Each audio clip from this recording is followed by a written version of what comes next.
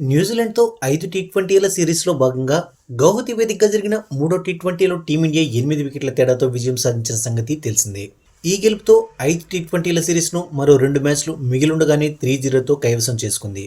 ఈ మ్యాచ్లో బుమ్రా మరోసారి మ్యాచ్ విన్నింగ్ పర్ఫార్మెన్స్తో అదరగొట్టేశాడు. 4 ఓవర్లు బౌలింగ్ చేసి కేవలం 17 పరుగులు మాత్రమే ఇచ్చాడు. అంతేకాకుండా డేంజరస్ టిమ్ సిఫర్తో పాటు మిచెల్ శాంట్నర్, కేల్ జామిసన్లను కూడా పెవిలియన్ చేర్చాడు. దాంతో బుమ్రాకి player of the match award దక్కింది. ఈ సందర్భంగా మాట్లాడిన బుమ్రా పరోక్షంగా తనను విమర్శించిన వారికి చురకలంటించాడు. బుమ్రా మాట్లాడుతూ, ఈ మ్యాచ్లో నేను బౌలింగ్ చేయడానికి రాకముందు హర్షిత్ రాణా, హార్దిక్ పాండ్యా ఎలా బౌలింగ్ చేశారో, పిచ్ ఎలా స్పందిస్తుందో జాగ్రత్తగా గమనించాను. నేను బౌలింగ్ చేయడానికి వచ్చినప్పుడు బంతి కాస్త పాతపడింది. సాధారణంగా వైట్ బాల్ ఎక్కువసేపు స్వింగ్ కాదు. దాంతో ఈ పిచ్ కండిషన్స్కు తగ్గట్లు నేను చేయగలిగిందంతా చేయడానికి ప్రయత్నించాను. అది బాగా సక్సెస్ అయింది. నేను జట్టు విజయాల్లో భాగమవుతున్నందుకు సంతోషంగా ఉంది. మ్యాచ్ చివరిలో బౌలింగ్ చేయమన్నా కొత్త బంతి లేదా పాత బంతితో ఎప్పుడు బౌలింగ్ చేయడానికైనా నేను సిద్ధం.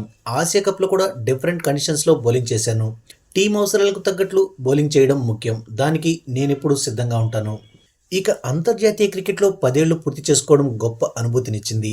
చిన్నప్పుడు భారత్ తరపున ఒక్క మ్యాచ్ అయినా ఆడాలని కలలు కనేవాడిని. కానీ ఇప్పుడు భారత్ తరపున 10 ఏళ్లు పూర్తి చేసుకున్నందుకు చాలా సంతోషంగా ఉంది. నేను ఆల్రౌండర్ని కాదు, ఫాస్ట్ బౌలర్ని. గాయాలు, నొప్పులు, ప్రజల నుంచి విమర్శలను అధిగమించి నేను ఈ స్థాయికి చేరుకున్నాను.